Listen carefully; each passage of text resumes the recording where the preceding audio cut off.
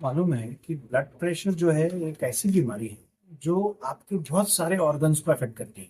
वो किडनी हो, हार्ट हो, ब्रेन हो, रेटिना हो।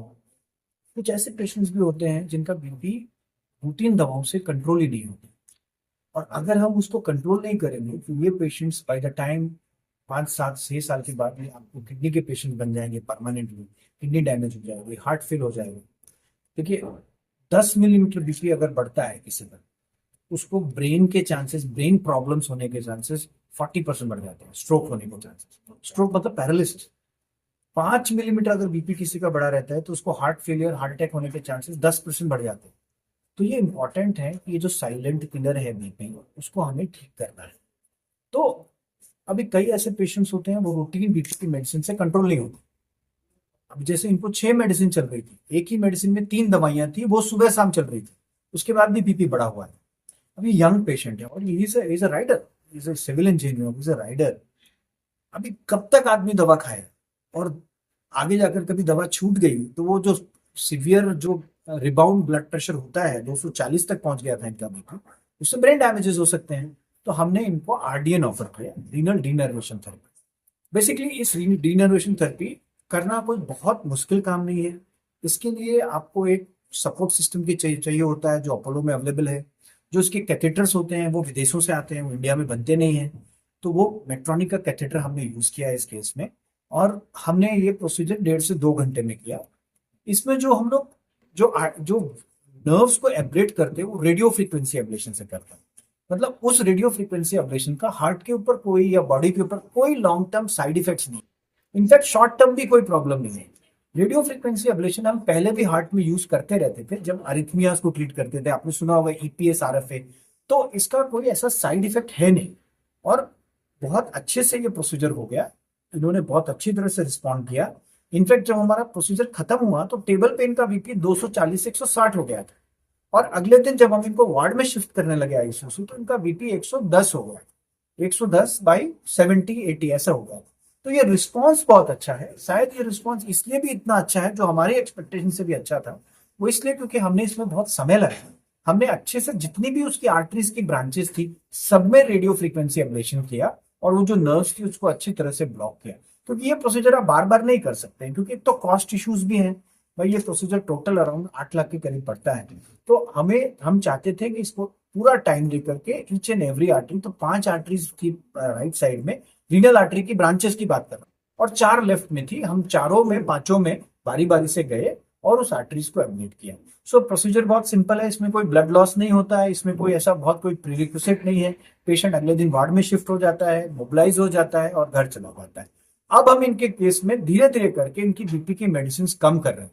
पहले इससे ज्यादा मेडिसिन से भी बीपी इनका 180 200 ऐसे पहुंच रहा था। अभी हम कम करने के बाद भी वो रोज चेक कर रहे हैं अपना बीपी, 120 130 है। और अब हमारा एम ये है कि हम धीरे धीरे करके ये बीपी की दवाइयां और कम करते जाएं।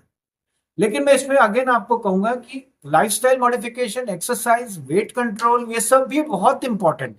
आप ऐसा नहीं सोच सकते कि मैं जो मर्जी खाऊं, जो मर्जी वेट बढ़ाऊं और बाकी तो हो ही जाएगा रीनल डिनर्वेशन। ऐसा नहीं है। अभी ये रीनल डिनर्वेशन जो है सिर्फ स्पेसिफिक पेशेंट्स के लिए है जिनको रेजिस्टेंट हाइपरटेंशन है। रेजिस्टेंट हाइपरटेंशन का डेफिनेशन मैंने आपको बताया। बीपी कंट्रोल नहीं हो रहा है 3 मेडिसिन के अलावा। 3 मेडिसिन चल रही है फिर भी नहीं कंट्रोल, अभी फिलहाल ये उसके लिए यूज हो रहा है। फ्यूचर में हो सकता है दिस में भी द फर्स्ट लाइन, ऐसा हो सकता है आज से 5 साल के बाद हर पेशेंट को हम फर्स्ट लाइन ट्रीटमेंट, जो दवा नहीं खाना चाहता उसको ये ऑफर करें कि भाई आप आरडीएन करा लो, दवा की जरूरत नहीं।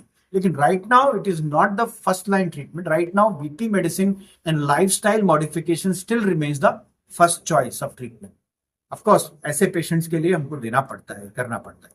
अपोलो हॉस्पिटल भारत के सर्वश्रेष्ठ हॉस्पिटलों में से माना जाता है सर। तो कई बार अगर ऐसी बीमारी, अगर कोई एक मीडियम क्लास अगर पेशेंट है, अगर वहाँ इलाज कराना चाहते हैं तो उसके लिए क्या अपोलो हॉस्पिटल देखिए, उसमें यह है कि हमारे मैनेजमेंट की तरफ से भी काफी सपोर्ट रहता है ऐसे पेशेंट्स को लिए। इमरजेंसी में तो हम लोग शायद किसी को मना ही नहीं करते। कोई हार्ट अटैक का पेशेंट आता है तो उतनी फ्रीडम हमको दी हुई है to save the patient. Important ये है।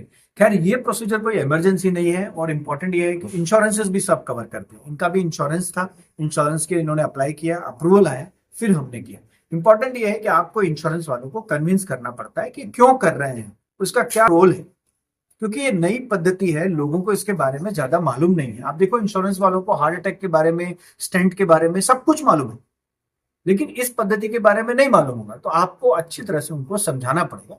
तो ऐसा नहीं है कि ये कोई बहुत, और मेरे ख्याल से जैसा आपने पूछा, फ्यूचर में इसका दाम और कम होगा। लेकिन कोई भी जब नई चीज आती है तो उसको लाइसेंसेस वगैरह सिर्फ कंपनी छोड़, जैसे पहले स्टेंट आते थे 1.5-2 लाख रुपए का एक स्टेंट, अब 30,000 में स्टेंट आते हैं। तो मुझे लगता है कि आगे जाकर के इसका दाम और कम होगा और ये बहुत इजीली लोगों को अवेलेबल।